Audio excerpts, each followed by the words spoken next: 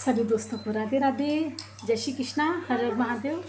दोस्तों आज हमारे यहाँ वट सावित्री की पूजा है जो कि जिस मास के सप्तमी तिथि को मनाई जाती है। वैसे सभी के यहाँ अमावस में मनाई जाती है, हमारे यहाँ सप्तमी तिथि को मनाई जाती है दोस्तों। तो सभी के यहाँ अधिकतर लोग क्या हो चुकी है, हमारे टावर साइड में ये पूजा सप्तमी के दिन होता है। तो पहले बीच में मनमास पड़ गया था 1 महीने का, उसके बाद ये आखिरी 15 दिन आखिरी में पहली सप्तमी को हमारे यहाँ ये वट सावित्री की पूजा होती है दोस्तों। आज हमारी वट सावित्री की पूजा है, आप लोग भी देखें। सभी दोस्तों को राधे राधे, जय श्री कृष्णा, हर हर महादेव।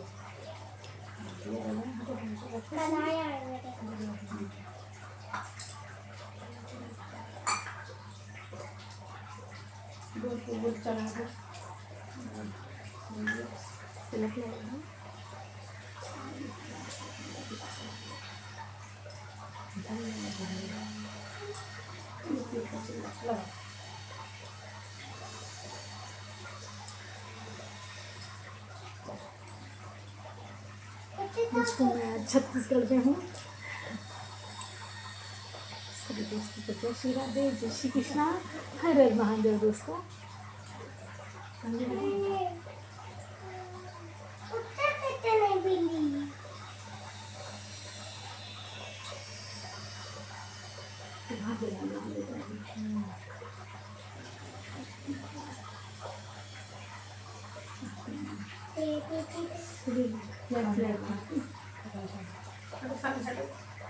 अरे तुम हट जाओ यहाँ से, चल जाएंगे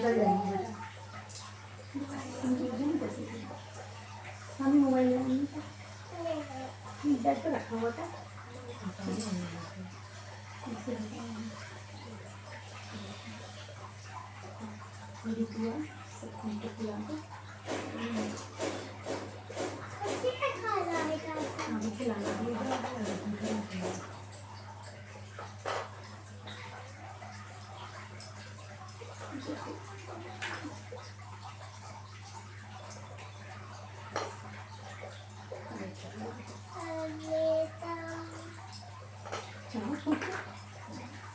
अपने से चले ये नहीं खाई जाएंगे। पूजा के बाद साथ चले, निकलने का भी टाइम है। सभी दोस्तों को राधे राधे, जय श्री कृष्णा, हर हर महादेव। सिंदूर चढ़ा कुंदर ऑन करोगी, ये दिया थोड़ा सा साइड में कर लो तो हवा ना लगे।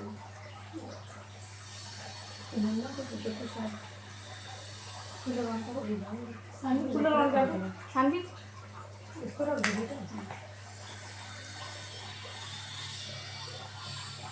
मैं कथा पढ़ती हूँ।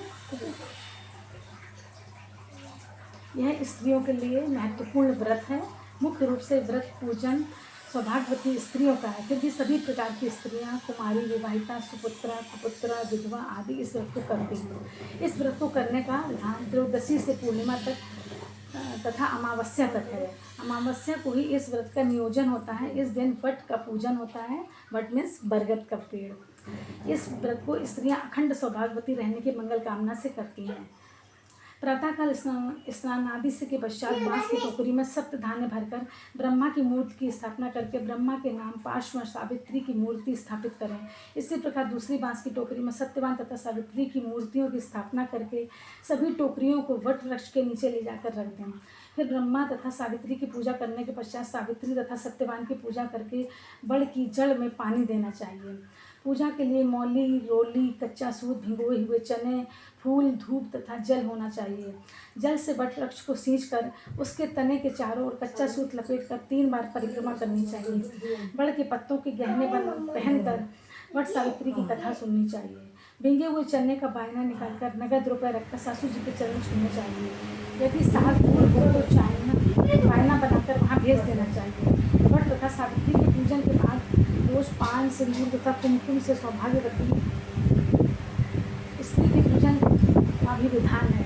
पूजा की समाप्ति व व्रत के फलदायक होने के लक्ष्य से ब्राह्मणों को फल तथा वस्त्र आदि वस्तुएं बांस के पात्र में रखकर दान करनी चाहिए। व्रत कथा। भद्र देश के निसंतान राजा अश्वपति ने अपनी पत्नी से सावित्री देवी का विधि पूर्वक व्रत तथा पूजन करके अपने पिता व पति दोनों के घरों का श्रृंगार करने वाली पुत्री होने का वर प्राप्त किया। बाद में सर्वगुण से संपन्न देवी सावित्री ने अश्वपति के घर कन्या रूप में जन्म लिया। कन्या शुक्ल पक्ष के चंद्रमा की भांति दिन दिन बढ़ती हुई युवा हो गई। अश्वपति ने सावित्री को अपने मंत्री के साथ देशाटन के लिए भेजा ताकि वह अपने लिए सुयोग्य वर की खोज कर सके। सावित्री अपने मन के अनुकूल वर का चयन करके जिस दिन लौटी उसी दिन देवर्षि नारद अश्वपति के यहाँ पधारे। नारद जी के पूछने पर सावित्री ने कहा, महाराज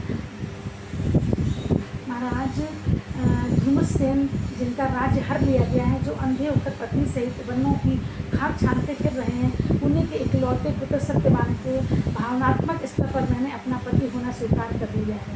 नारद जी ने सत्यवान तथा सावित्री के ग्रहों की गणना करके महाराज अश्वपति को बधाई दी तथा सत्यवान के व्यक्तित्व के गुणों की बहुत अधिक प्रशंसा की। किंतु सत्यवान के बारे में नारद जी ने यह बता दिया कि सत्यवान का जीवन केवल 1 वर्ष शेष है, उसके बाद सत्यवान परलोक से धार जाएगा।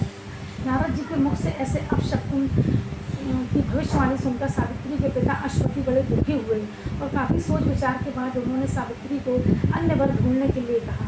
पर पतिव्रता तथा एकनिष्ठ आस्था वाली सावित्री ने कहा, पिताजी मैं आर्य कुमारी हूँ। आर्य नारियाँ जीवन में एक ही बार अपने पति का चयन करती हैं।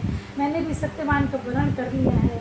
अब वे चाहे अल्पायु हों या दीर्घायु, मैं किसी अन्य को अपने हृदय में स्थान नहीं दे सकती। यह मेरा अंतिम निर्णय है। सावित्री का निर्णय अटल था। महाराज अश्वपति जानते थे कि सावित्री एकनिष्ठ है, इसके निर्णय को बदलना आसान नहीं है। अतः निर्धारित समय पर सावित्री तथा सत्यवान का विवाह हो गया। सावित्री अपने सास ससुर व पति के साथ जंगल में रहने लगी। वह अपने सास ससुर की खूब सेवा करती थी। इसी तरह समय बीतता गया। आखिर सत्यवान की आयु पूरी हो गई। उस दिन जब सत्यवान लकड़ियाँ काटने के लिए चला तो सास ससुर की आज्ञा लेकर सावित्री भी उसके साथ चल दी। जंगल में सत्यवान ने मीठे मीठे फल लाकर सावित्री को दिए और स्वयं लकड़ियाँ काटने के लिए एक पेड़ पर चढ़ गया। थोड़ी ही देर के बाद उसके सिर में भयंकर पीड़ा होने लगी। वह नीचे उतर आया। सावित्री ने उसे ही पास ही स्थित बड़े के पेड़ के नीचे लिटाकर उसका सिर अपनी गोद में रख लिया। सावित्री तो सभी कुछ जानती थी क्या होने वाला है, इसलिए उसका दिल कांप रहा था, किंतु मन ही मन में जैसे उसने कोई ठोस निर्णय ले लिया था। अतः एक अजीब सी पवित्र दृढ़ता उसके चेहरे पर दिखाई देने लगी थी। अब तो केवल उसे समय का इंतजार था जिसकी राह वह वर्षों से देख रही थी। देखते ही देखते वह समय भी आ गया जब यमराज ने ब्रह्मा के विधान की रूपरेखा सावित्री के सामने स्पष्ट की और सत्यवान के प्राणों को लेकर चल दिए तथा सावित्री ने यमराज का पीछा करना शुरू कर दिया। पीछे आती हुई सावित्री को देखकर यमराज ने उसे लौटने का आदेश दिया। सावित्री बोली, महाराज पत्नी के पत्नीत्व की सार्थकता इसी में है कि वह पति की छाया के समान अनुसरण करे और मैं ऐसा ही कर रही हूँ। यह मेरी मर्यादा है। इसके विरुद्ध कुछ भी बोलना आपके लिए शोभनीय नहीं है। फिर ऐसा कई बार हुआ कि यमराज ने सावित्री को समझाया, किंतु सावित्री हर बार कोई न कोई तर्क देकर उनका पीछा करती रही। तब यमराज ने सोचा कि सावित्री को कोई वरदान देकर लौटा दिया जाए। अतः उन्होंने पति के प्राणों के अतिरिक्त कुछ भी वरदान मांगने के लिए कहा। सावित्री ने यमराज से सास ससुर की आंखों की खोई हुई ज्योति तथा दीर्घायु मांग ली। यमराज तथास्तु कहकर आगे बढ़ गए। सावित्री फिर यमराज के पीछे बोली। थोड़ी दूर जाने पर यमराज ने मुड़कर देखा तो सावित्री को पीछे आते पाया। यमराज ने उसे आगे बढ़ने से रोककर विपरीत दिशा में जाने का आदेश दिया। इस पर सावित्री ने कहा, धर्मराज, पति के बिना नारी के जीवन की कोई सार्थकता नहीं है। हम पति पत्नी भिन्न भिन्न मार्ग कैसे अपना सकते हैं? जिस ओर मेरे पति जाएंगे मेरे लिए वही मार्ग सुगम है। यमराज ने सावित्री की पतिव्रत धर्मनिष्ठा देखकर उससे पुनः वरदान मांगने के लिए कहा। सावित्री ने 100 भाइयों की बहन होने का वर मांग लिया। यमराज पुनः तथास्तु कहकर आगे बढ़ गए। सावित्री फिर भी उनके पीछे चल दी। यमराज के पीछे मुड़कर देखा तो ठिठक गए। सावित्री ने विनम्र निवेदन किया, भद्रे, यदि तुम्हारे मन में अभी भी कोई कामना हो तो कहो, जो मांगोगे वही मिलेगा। वचन पाकर सावित्री ने कहा, जीवनदाता, यदि आप सचमुच मुझ पर प्रसन्न हैं तो सच्चे हृदय से वरदान देना चाहते हैं तो मुझे 100 पुत्रों की माँ का वरदान प्राप्त करें। यमराज तथास्तु कहकर फिर आगे बढ़ गए। सावित्री अब भी यमराज का पीछा किए जा रही थी। यमराज ने फिर मुड़कर देखा तो सावित्री को पीछे आते देखकर बोले, अब आगे मत बढ़ो, मैं तुम्हें मुंह मांगा वर दे चुका हूँ, इतने बस सावित्री क्यों पीछा कर रही हो। सावित्री ने बड़े विनम्र भाव से कहा, आपने मुझे 100 पुत्रों की माँ होने का वरदान तो दे दिया, पर क्या पति के बिना मैं संतान को जन्म दे सकती हूँ? मुझे मेरा पति मिलना ही चाहिए, तभी मैं आपका वर पूरा कर सकूंगी। सावित्री की धर्मनिष्ठा, ज्ञान, विवेक तथा पतिव्रत की बात जानकर यमराज ने सत्यवान को अपने पास से मुक्त कर दिया। इस प्रकार पति के प्राण वापस लेकर तथा यमराज का अभिवादन कर सावित्री उसी वृक्ष के नीचे लौट आई जहाँ सत्यवान के प्राण त्यागे थे। सावित्री ने प्रणाम करके जो ही वट वृक्ष की परिक्रमा पूरी की, तो सत्यवान जीवित उठा। प्रसन्न मन से सावित्री पति सहित अपने सास ससुर के पास गई। उन्हें नेत्र ज्योति मिल गई थी, उनके मंत्री उन्हें खो चुके थे। धनुषसेन ने पुनः राज सिंहासन संभाला। महाराज अशुपति 100 पुत्रों के पिता हुए और सावित्री 100 भाइयों की बहन। सावित्री में वरदान के प्रभाव से 100 पुत्रों की माँ बनी। इस प्रकार चारों दिशाओं में सावित्री के पतिव्रत धर्म के पालन की कीर्ति से गुंजायमान हो उठी। आज भी सावित्री के चरित्र से प्रभावित होकर पतिव्रत धर्म का पालन करने के लिए भारत की नारियाँ पूरी आस्था और विश्वास के साथ इस व्रत को करती हैं। ये कथा संपूर्ण हुई सावित्री की।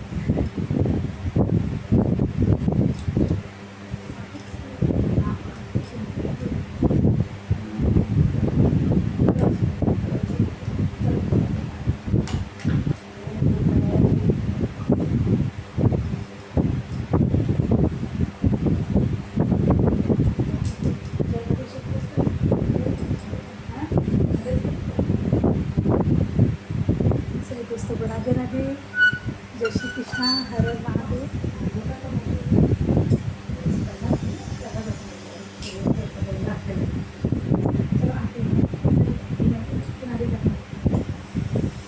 जय गणेश जय गणेश जय गणेश देवा, माता लक्ष्मी पार्वती पिता महादेवा। एक दंत दयावंत चार भुजाधारी, हाथे सिंदूर तोड़े मुझे की सवारी। अंधन को आँख देत, कोढ़िन को काया, बाजन को पुत्र देत, निर्धन को माया। निर्धन की लाज रखो शंभु सुतवारी, कामना को पूर्ण करो जग बलिहारी। जय गणेश जय गणेश जय गणेश देवा, माता लक्ष्मी पार्वती पिता महादेवा। भगवान की जय।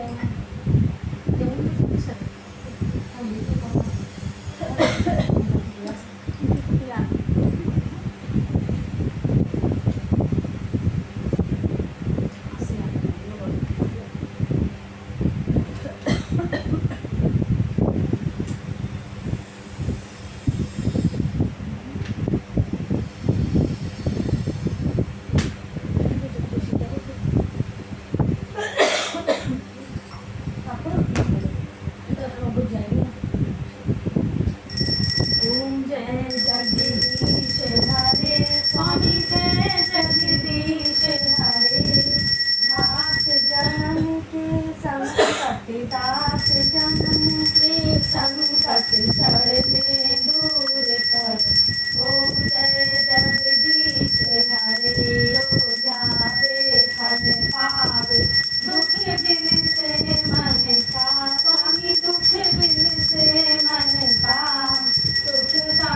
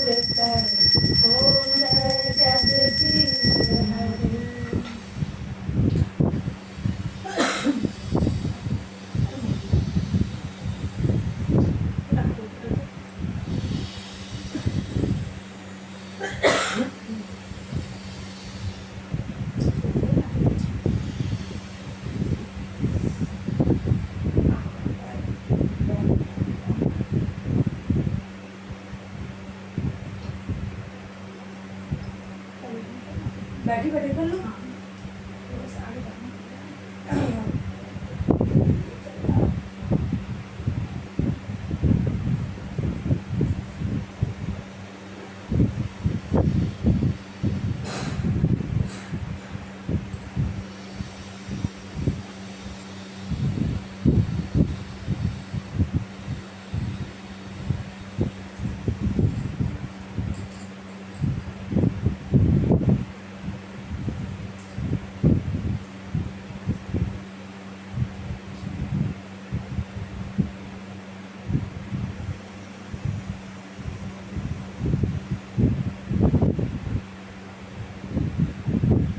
थोड़ा बीच में रखो तो परिक्रमा नहीं होगी ना।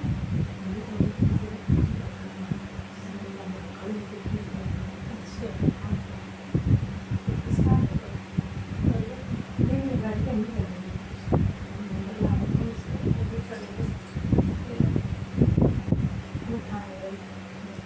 हम हो तो बता देते आपको। तो फिर अब होते तो कहाँ पे? ये कर देते चौक। तो भी थोड़ी देर कैसा है आपका कोई दिक्कत नहीं होगी।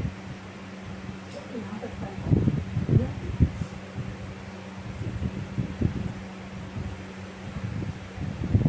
यहाँ जाके परिक्रमा कर लेते हैं।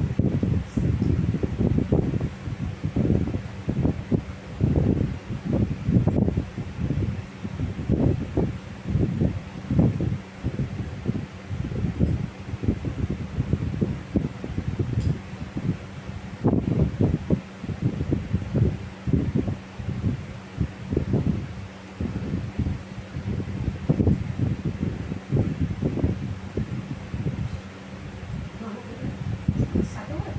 साधु की आगे रखते नीचे। जाके साथ और तब सामान ले लो। आगे से पीछे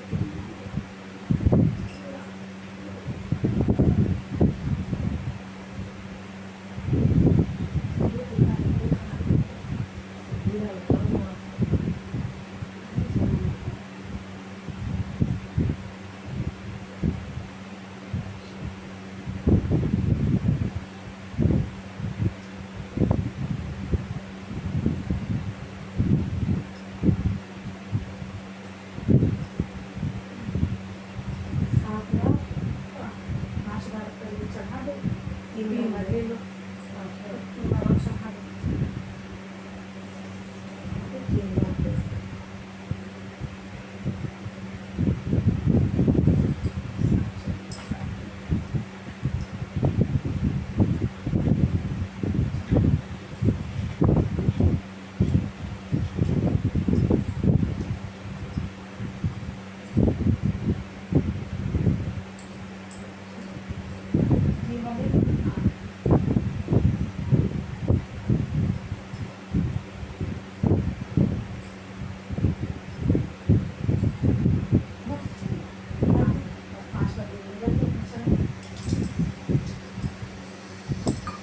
अच्छे चने हमारे निकले जाते हैं।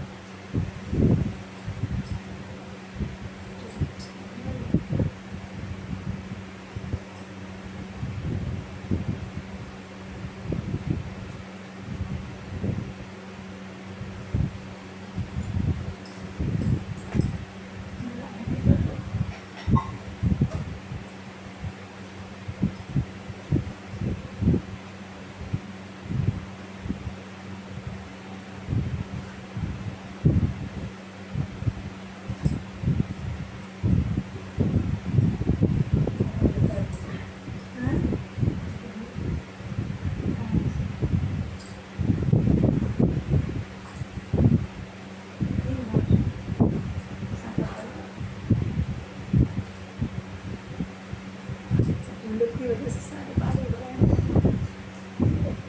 मेरे पापा नहीं है क्या, कर सकती हो? कर दिया किसको तो